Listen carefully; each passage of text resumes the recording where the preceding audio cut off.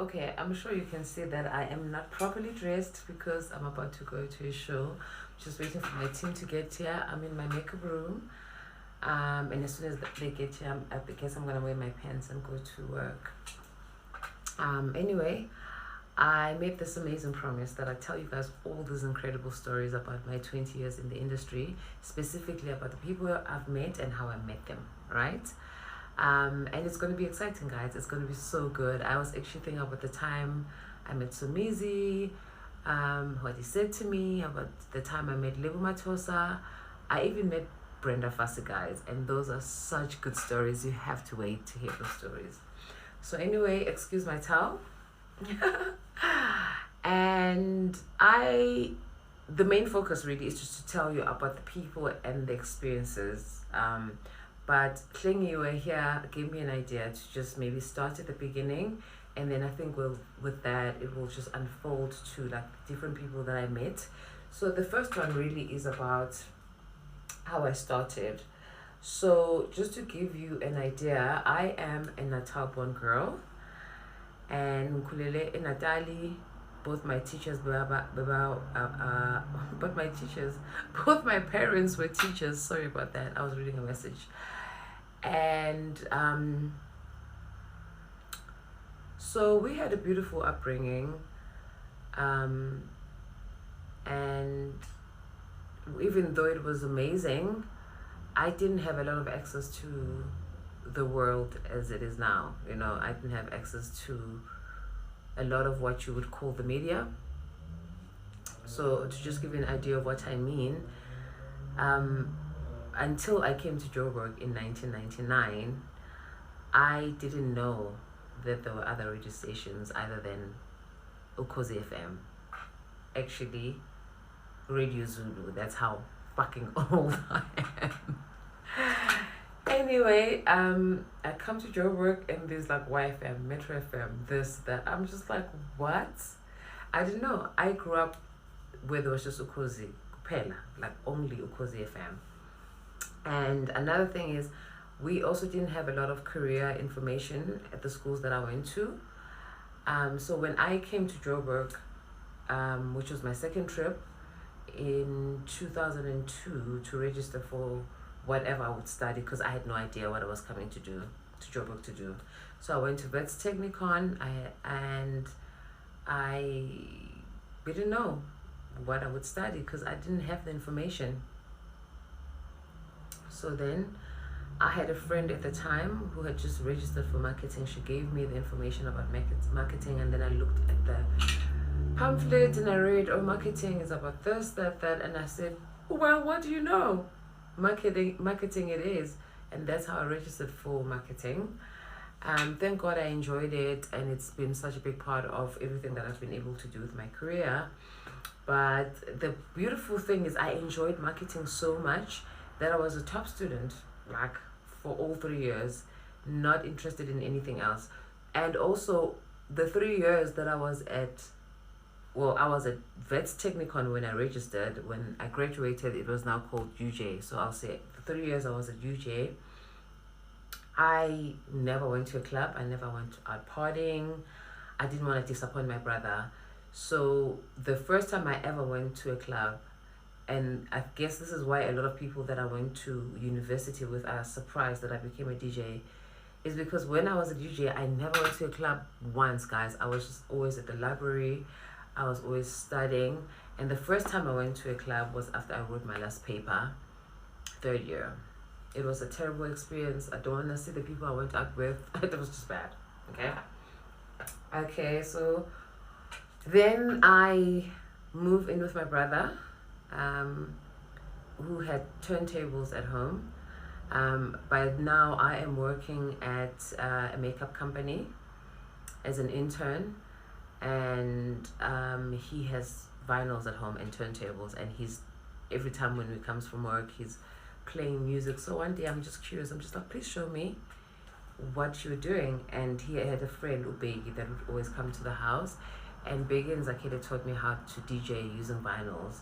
But even then I didn't do it because I wanted to be a DJ. So I then started going out with them to shows, and would see a lot of DJs, but they were all guys. I think they were all men, and I think that is the first thing that sparked my interest. Which, okay, there are a lot of guys doing this, and at the time, the scene was deep house, if I can classify it like that.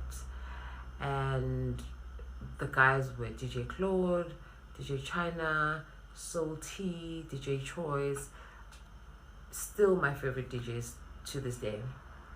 And they'll tell you I was that girl who was always sitting by the DJ box watching what they're doing for hours and hours. I even remember at the time, and I've told Claude the story, DJ Claude was obviously playing on vinyl, but the one time he needed to also play on CDJs, and I think the industry was shifting at the time, so CDJs were starting to be a thing. So we had CDJ 100s, and they needed to be connected for him. And because I was there as a sound or what do you call it? I was there with my brother who was supplying the sound for the party. I said, okay, I can connect the CDJ for you. He said, nah, please call your brother. I asked him later in the years, and he said, it's just like asking a girl to change a tire. And that's what I was dealing with, when I started in the industry. And then I started getting into it, like, okay, I'm gonna do this thing. My brother was supportive, and then in 2006, while I was still juggling my job and this little DJ career that I was now trying to build, I got a job at SAB. I did 7 interviews, guys, to get a job at SAB. I got it because it was my dream job. I was excited. I had to move to Pretoria.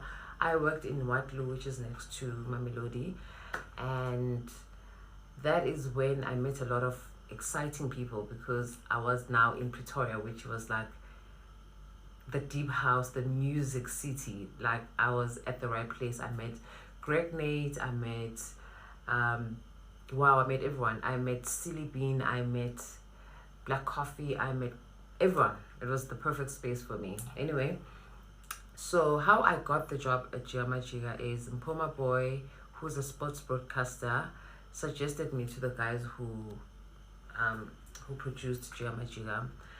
I don't know what Mpoma Boy said to those people, but they drove all the way to Pretoria to come meet me. I think it was on a Tuesday or Wednesday. And they needed me to shoot with them that very weekend. So I had to shoot about 5 or 6 shows with them that weekend. And I said, I can do it, but I was lying. But I was just so excited to be asked to be on the show, because I had seen the show before, and it punished me at the time, because I was just like, this show has a female DJ, and I've been looking for female DJs the whole time. And I used to joke about it and say, I'm going to steal this girl's job. And I didn't. I guess Impo stole the job for me. But so I had to work with those guys on the weekend, and I had also met the guys from Kalawa. So I called Tebe Linyora. I called Tebe. I said, Tebe, I'm going to do this show. It's called Jiga Jiga. Please, I need music. Tebe gave me his whole collection of music. And for years, that's the music that I used on the show.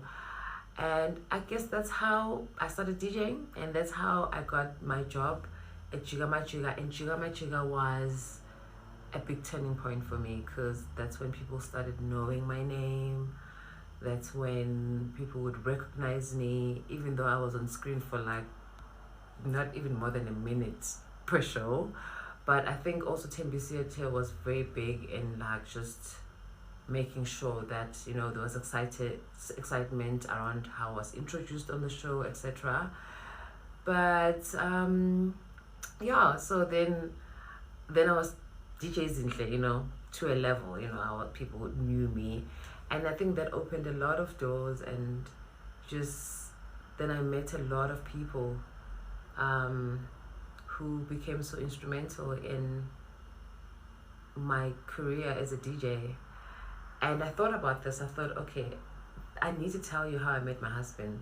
That's the first story that I'm going to tell you after this video. How I met Murder. It's going to be so cool. I can't wait to tell you. So stay tuned. I know this one was a long one. I don't think the other ones are going to be as long as this one, but it's the beginning, so I need to just lay the foundation But yeah, roll with me.